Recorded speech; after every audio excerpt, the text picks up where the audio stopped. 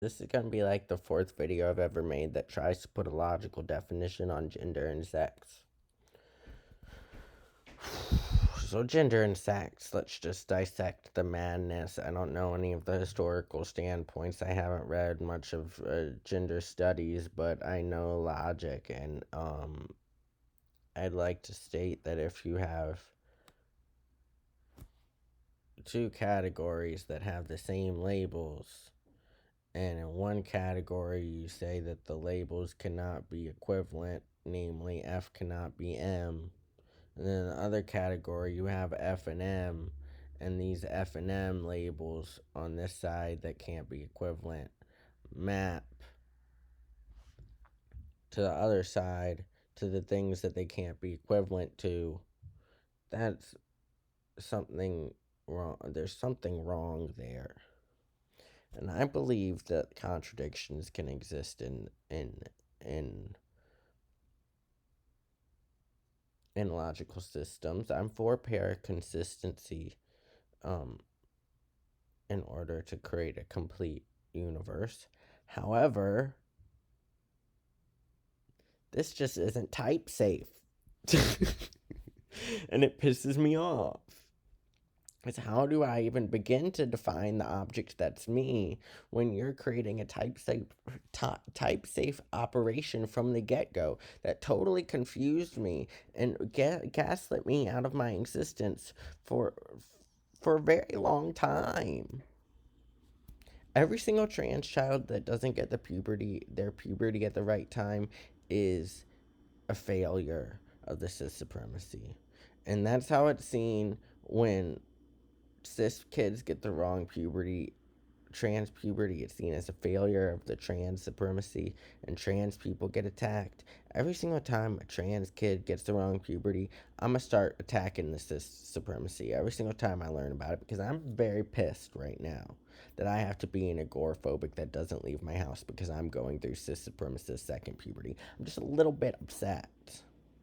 But anyway, you have these fucked up structures that aren't type safe and totally illogical, and you're defining science around it and pretending that you're still scientific and that it's not a slap in the face to the entire trans community in order to do this. It's just not logical. It's an illogical construct. So now I'm going to give you two options for how you can define sex and gender.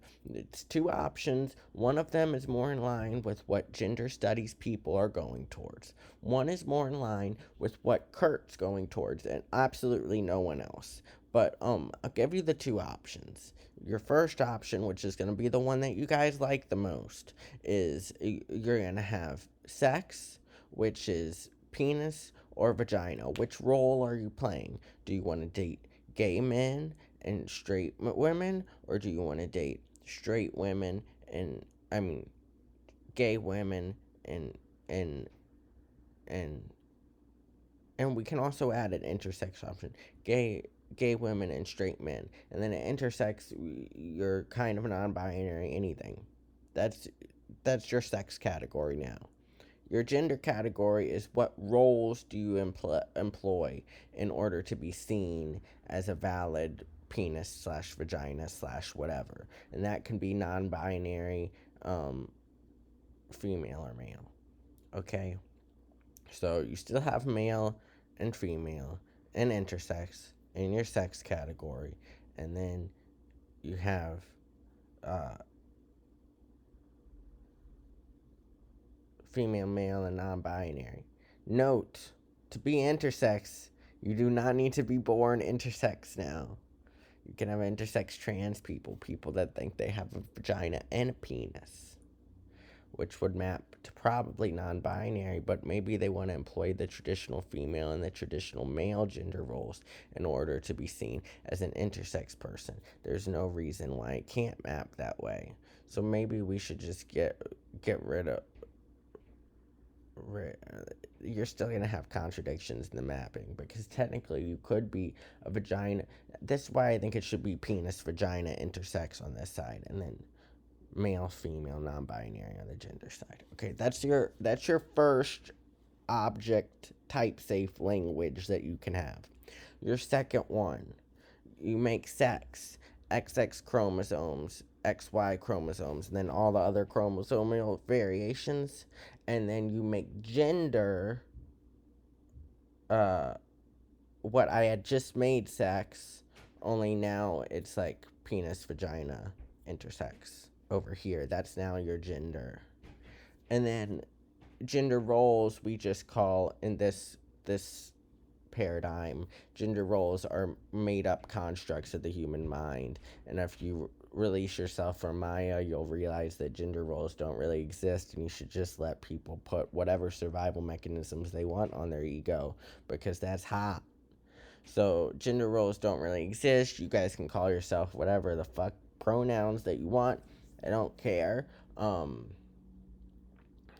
But this is this is the mapping that I like more. Now, if you want to keep your traditional gender, I I I don't really understand, because non-binary people are normally the people that hold the strongest to like the traditional gender.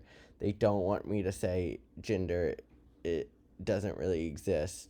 We need to get rid of that box, because they identify so strong with the non-binary label that they don't want me to get rid of it. But the entire objective of non-binary, I'm pretty sure, is to just get rid of the binary. So why are you holding tight to the binary to say that I'm not the binary, when we could just forego the binary, and then everyone's non-binary, and everyone's that way, and you guys can wear whatever you want and act whatever you want, and you're just authentically you. Now, I'm not saying that you have to get rid of your pronouns, but I'm just saying, like, if we get rid of the binary, it's what you want. I'm not trying to be like, why do you have to be special? But why do you have to be special? You want to get rid of the binary. I'm saying, let's get rid of the binary, and then you no longer have an identifier for being non-binary, because the binary doesn't exist. So what are you? I'm not saying you still aren't special and important, because everyone's special and important, but I'm saying that if you're non-binary and you want the binary to exist so that you have something to identify as, that's totally against the purpose of identifying as non-binary in my mind.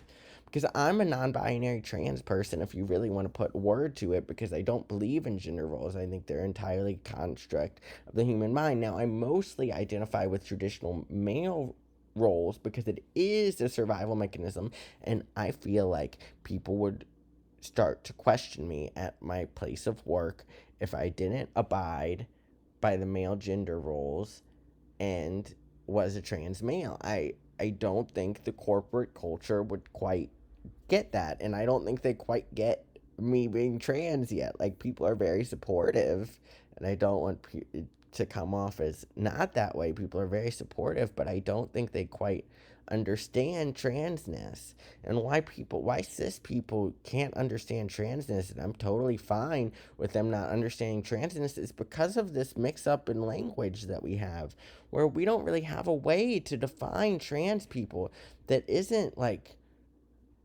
these people want to be cis men or cis women. We have no way to put words to it because our language is so fucked. And it induces a massive contradiction in their brain where they just can't get it. The truth is that my body functions as a trans male body and a trans female body. I mean, and a cis female body. There's no body that's purely trans. So you kind of have this paradox in bodies, in where cis female has an identity that's totally different, an experience that's totally different from mine, yet we exist in the same type of body. Um, that's just the way the universe works. There's lots of paradoxes in the universe, which is why I'm more for a pair-consistent model of the universe. Although there's certain logical contradictions that I just can't abide by because they're too normal. Every single contradiction that's like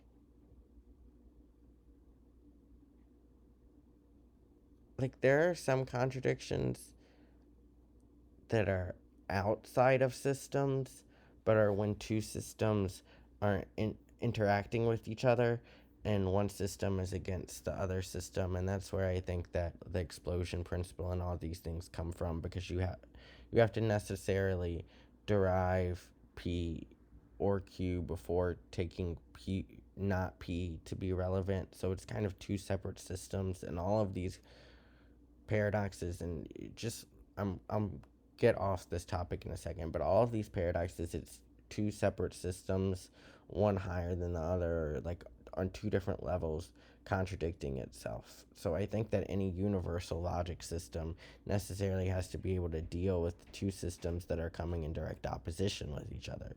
However, when you have a system, a language that is in contradiction with itself, that self contradiction, um, that's your issue. And lots of self contradictions I feel like can be broken into this system hierarchy. But in this case, if you're gonna keep a consistent and complete system for describing language, describing gender and sex, which I think, in order to be scientific in a traditional sense, we need that. You're gonna have to fix it at some point, and it needs to be fixed sooner rather than later, or I'm going to blow a gasket. I don't know what's gonna happen. I'm probably gonna like light myself on fire. The monk burned to die, but he went nowhere. Um, I can't deal with it anymore. It's so simple, the thing that you guys are missing, and I don't really care how you resolve it. I don't care who resolves it. It doesn't have to be me. But someone's going to have to admit to the fact that everyone's cis supremacist and all the underlying structures are cis supremacist. And someone's going to have to help me fix it. I can't deal with it anymore. Um, but yeah, this is these are the things that go through my mind. This is me trying to define gender and sex. Eventually, you guys will agree with me or come up with it on yourself, by yourself. You don't need me to come up with this. It took me quarantining for 2 years to come to this conclusion. It took me quarantining for 6 months to come to the conclusion that I needed to be on testosterone.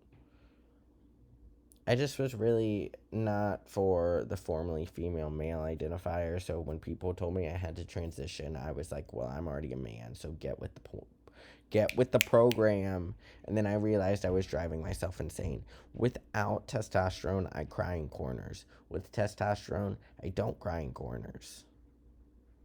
Like, my only anxious tell was crying in corners, and it happened lots. Like, if you knew me prior to me turning 21, you probably at some point in your life saw me crying in a corner.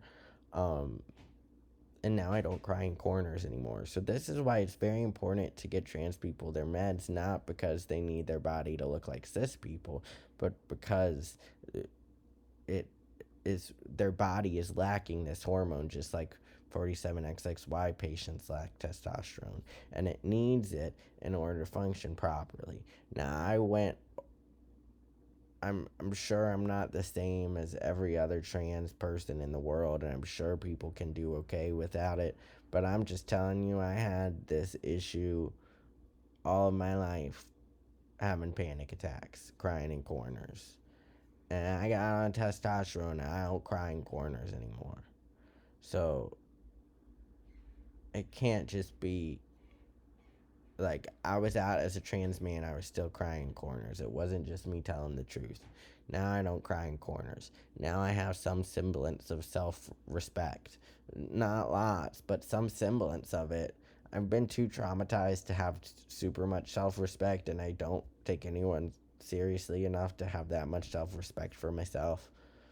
But I have more than I used to, and that's cool.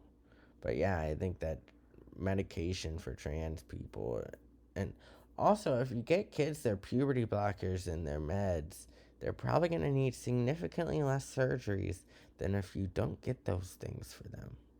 Just like I wouldn't have tits if I went on puberty blockers. That's why I'm very pissed off about the fact that I missed my puberty. Like, it's psychologically and and physically traumatizing to grow tits. Are you kidding me? Like, I'm just gonna start injecting cis men with estrogen and see how they feel. Just kidding, I'm not gonna do that.